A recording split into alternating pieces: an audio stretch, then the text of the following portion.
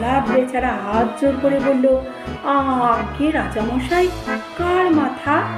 রাজা বললেন, বেটা গোমুখ। কার মাথা?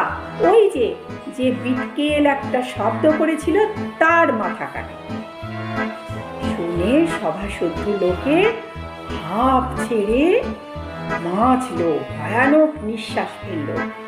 কাকটা হঠাৎ ধড়ফড় করে সেখান থেকে উড়ে পালালো। বেচারি কিন্তু কিছুই বুঝলো না, সে এমনি পালালো।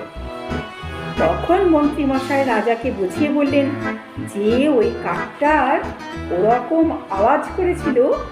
তখন রাজামশাই বললেন, ওই কাকটা ওই রকম আওয়াজ করেছিল, তাহলে কি করা যায়? ডাকো, মন্ত্রিসভায় যত পণ্ডিত আছে সবাইকে ডাকো।